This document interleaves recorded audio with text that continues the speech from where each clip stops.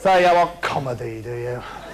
On Christmas Day, 1985, Noel Edmonds' now infamous Late Late Breakfast show announced the creation of a brand new charity. This is a brand new charity that has been established by some of the biggest names in British comedy. They're planning live shows, a book, a record, and all the money raised by Comic Relief will be distributed to Oxfam and Save the Children to help with their relief programmes in Ethiopia and the Sudan. Rowan Atkinson came on and promised a book, a live show, and an album in the new year.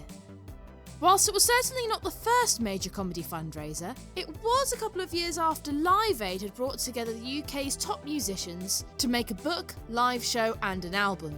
So this was very much seen as the comedy version of that. This live show was not a telethon broadcast like their annual Red Nose Day telethons to come, but a series of 3 performances at the Shaftesbury Theatre during Rowan Atkinson's residency there. Confusingly, the version released to VHS, the version broadcast on television, and the version that was released as an album are all different, with many sketches missing from each lineup. Today, I'm just going to cover the live and uncensored VHS, reviewing it sketch by sketch, whilst filling you in on who everyone is as best as my little zillennial ass can. For clarification, this is separate from the similar now defunct American charity of the same name that raised money to help the homeless, which was apparently inspired by this charity, but had their first fundraising performance a month earlier. Quick disclaimer, I know there's a lot of people have been re-evaluating the impacts Comic Relief and Live Aid have had both on the British public perception of Africa and the actual people they were trying to help, and I'm not going to go into that there. It's a conversation that deserves time and research and nuance, and I just want to review this. Arse bandit. Bottom. It begins with an introduction from Rowan Atkinson. Despite the fact that this was years before his most famous creation, he was still by far the biggest celebrity involved, becoming a household name from Not the 9 O'Clock News, Blackadder and his live shows, which we see several sketches from during this show. He also directed it. He would of course appear in several live sketches and red-nosed telethons in the years since. Anyway, he thanks the audience for being patient whilst they were setting up the cameras, and trials and fails to act normal. In fact, it's really strange for me to be here, just sort of being myself, because normally when I come on stage, I'm sort of pretending to be someone else. I'm sort of acting a part in a sketch or a program or something. And it's really nice. It's really nice just to be here, sort of being normal. And. Is it just me, or is he kind of dressed like Mr. Bean here? Anyway, that's followed by a brief sketch of the Spitting Image versions of Prince Andrew and Fergie being horny buggers in their box. Fergie, you old slag bag, what are you doing down there? Spitting Image was an irreverent topical sketch show which had politicians and other celebrities played by puppets and voiced by impressionists. This sketch was funny, but I do wonder if it was cut short. It seemed to go by far too quickly. That or it's just to hide a stage transition. The next sketch is from Dawn French and Jennifer Saunders, whose film and TV parodies would later become a staple of the telethons. This was before they had a sketch show of their own, but after their breakout appearances in the comic strip Presents. In this sketch, they play 2 antagonistic teenage girls, with Dawn explaining contraception to Jennifer with misplaced confidence. By now, the todger's about this big. And there's a big sort of metal spike coming out the end of it. And he gets on top of you and puts the todger inside and tries to break the hymen, and he's bashing into the hymen. Eventually it breaks and a lot of green slime comes out. True. I feel sorry for everyone who followed this, because this is by far one of the funniest sketches in the whole show. It's hilarious. A lovely combination of the observational and the absurd. I've never actually seen French and Saunders, so let me know if you'd like to see me review it in the comments. Then we have the show's first musical number. The singer is called Howard Jones, I think. I hadn't heard of him before. It's an a cappella number with a couple of backing singers called Life in One Day, I think. Time will wear away the stone against the hereditary bone. It's okay. It's certainly not something I would look up on Spotify. All of the songs apart from Living Doll are pretty stripped down, which is nice, but I would imagine it was a logistical choice rather than a creative one, so that they could quickly go back to the sketches. Obviously the sketches are pretty minimalist too, but the stage acts of these performers were anyway. Then we get the first sketch from Atkinson, in which he plays a priest telling a very different version of the water into wine story. And said unto the Lord, how the hell did you do that? And inquired of him, do you do children's parties? It's nice to see him do a sketch that relies more on delivery and script than physical comedy. I've seen this one before. I'm pretty sure that I binged all of the sketches in this tour of his a few years ago. The show was mostly just monologue sketches or two-handers with original or Have I Got News For You host Angus Deaton. They're all rather good, and you can let me know in the comments if you'd like me to review the whole thing at some point. Ben Elton then introduces Rik Mayall. If you don't know who Rik Mayall is, then my channel is a great place to start. I did a whole month reviewing his shows last May, and I'm doing another one next May, so make sure you subscribe and hit the bell icon if you want to make sure that you don't miss it. Anyway, Rik Mayall was very much considered to be the face of the British alternative comedy movement on television, with the 1-2 punch of the Comic Strip Presents and The Young Ones in 1982, the latter of which he also wrote. Rik does what I believe was his stand-up act at the time.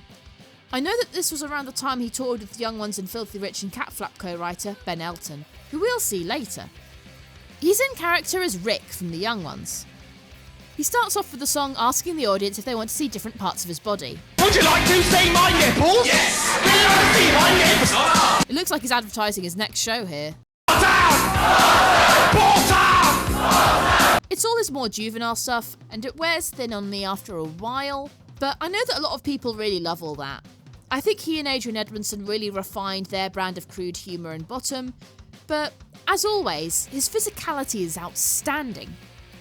At the end of the song, he does lots of the usual Rik stuff, some of which he'd been doing since 1981. He also does some classic alternative comedy anti-humour, although he does tell a lot of these jokes deadpan during the bottom fluffs, and they still work with a different delivery. What does the man with the 2-foot cock have for breakfast? This morning I had a boiled egg. Why did the poor bear cross the road? Because he couldn't get his knob out of the chicken. That's right, it was me. I think it went on a little too long, but it's still good, and it's a joy to watch the audience in the palm of Rik's hand at the height of his fame.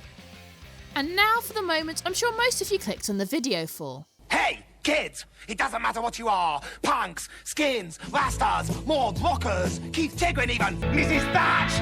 Everybody everywhere! Stop slugging and pay attention to me! Because if you're a wild-eyed loner at the gates of oblivion, then hitch a ride with us! Because we're riding on the last freedom moped out of nowhere, and we haven't even told our parents what time we're coming home. The Young Ones was a major watershed mark in comedy, introducing the nation to the alternative comedy movement that had been a hit in comedy clubs like the Comedy Store and the Comic Strip. It was somewhere between a sitcom and a sketch show, following 4 horrible students in their bizarre everyday lives. Although it took a while to gain traction, by the time Series 2 ended, those involved were household names, and their lines were recited by preteens across the country. Despite having a very definitive ending 2 years earlier, they resurrected them for this charity single. There was a running joke that Rik, the wannabe anarchist poet, was a fan of the mainstream and unhip 1950s heartthrob Cliff Richard, whose song The Young Ones is where the series gets its name.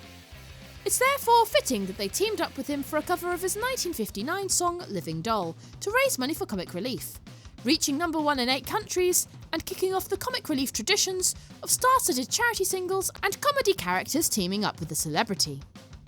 I like the song, but I'll admit that I saw it on one of those Top of the Pops reruns or something a few months before I'd seen The Young Ones, and I wasn't impressed. I think that if you're a fan of the show, you get it, and if you aren't, it's just a load of obnoxious shouting over a Cliff Richard song. Harmonies now.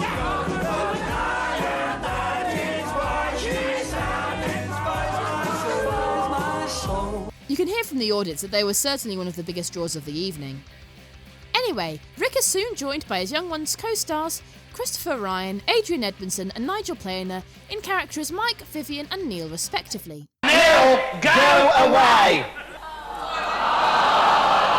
Don't patronise me, you bastards. Oh yeah, let's all sit in rows and ruin Neil's evening. Neil announces that Cliff can't make it because he's doing time, referring to the West End musical he was in at the time. Bob Geldof replaced him in this gig, but the televised version had Cliff making a surprise appearance, earning him a standing ovation. Despite rising to prominence as the lead singer of the Boomtown Rats, Bob Geldof is probably best known for his charity work with the single Do They Know It's Christmas and the charity concert Live Aid. That or for playing the lead in Pink Floyd's The Wall when they realised that Roger Waters couldn't act. I've seen mixed things about the extent to which he was involved with the creation of Comic Relief. Comic Relief is set to be the next money spinner for Bob Geldof's appeal for Africa. It sounds like Geldof's mic isn't working here. That or the sound mixing is really bad.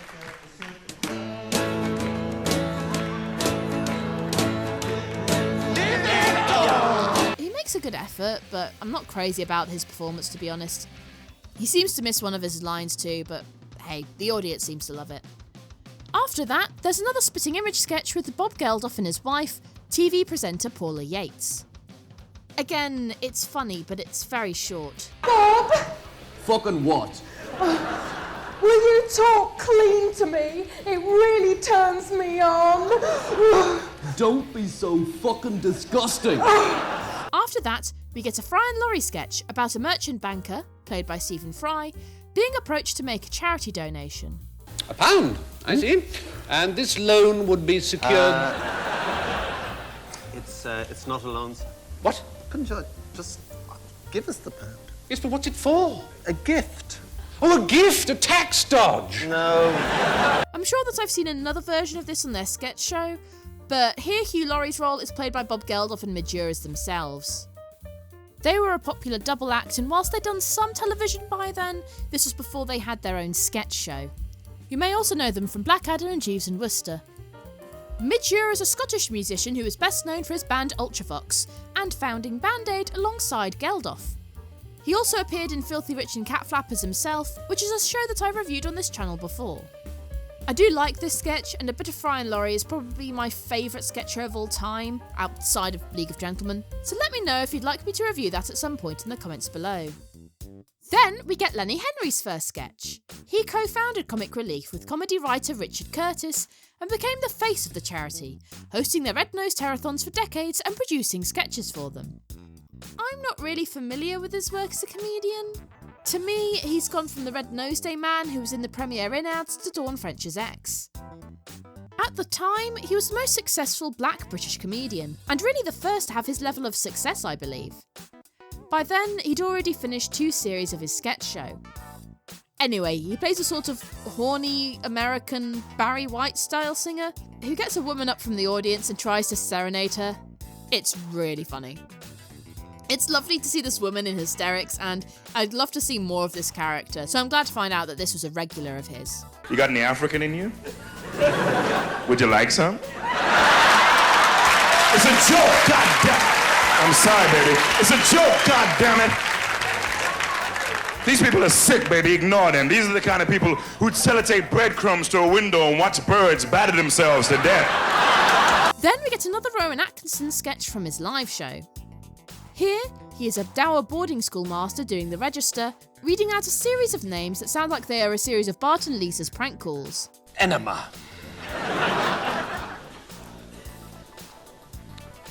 Fist up.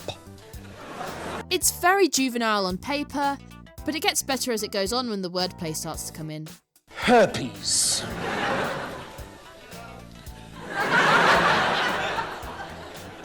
Still with us, I see, herpes. Atkinson still makes it funny in a way that only he can. I'm not a fan of heckling, but this is very funny. Ejaculation. Coming, sir. Minor.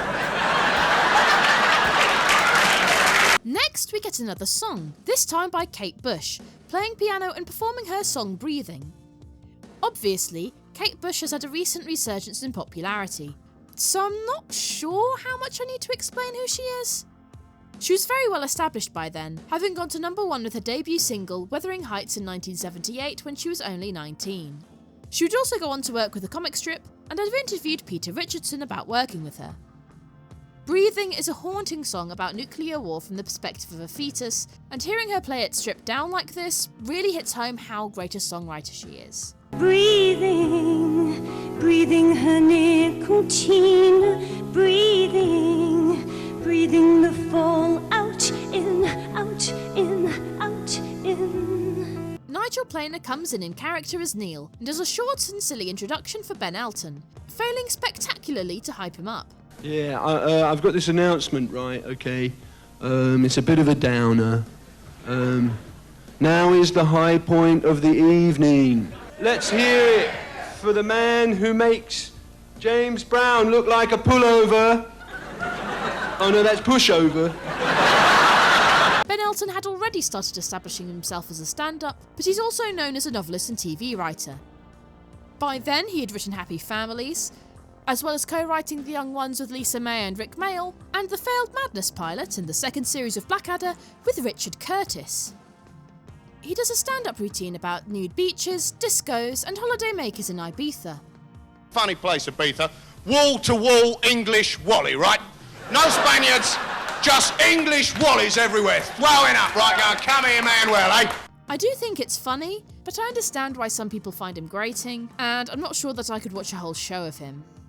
Personally, I'm a bigger fan of his sitcoms. We then get a comedic duet between Rowan Atkinson and Kate Bush. He's the sort of cringy lounge singer, singing about how much he loves her, whilst she sings that she can't stand him and is only with him for his money. He's an utter creep, and he drives me round the bend. And to alleviate the boredom, I sleep with his friends. It's a funny song, and Bush is a natural straight woman. Christopher Ryan comes on in ugly glasses and introduces the Boxing Shakespeare Company's production of the balcony scene from Romeo and Juliet, where the roles are played by boxer Frank Bruno and Lenny Henry doing an impression of Frank Bruno. This goes completely over my head, both as a young person and a professional hater of sport in all its forms, but it looks like a pretty good impression, and it shows what a good sport this guy is. Parting is such sweet sorrow. I wish we could get married quick so we can do some bonking tomorrow. We then see Billy Connolly doing a 10-minute stand-up routine about Australia and its wildlife, whilst looking like a Glaswegian Jesus. I'm amazed that Australians make it to adulthood at all. The place is fucking fraught with danger. It's very funny and a reminder that I must check out his stand-up at some point. I'm not exactly sure if he was a bigger name than Atkinson at the time, but he presumably was as he's headlining. He was almost certainly better established, having been a comedian for over a decade at that point. I do wonder if he ended up in the broadcast version at all, because there would have been a lot of stuff to bleep. What? Cunt said okay the now. It ends with Bob Geldof and Midge Ure singing Do They Know It's Christmas, despite it being April, before being joined by the cast for the ending.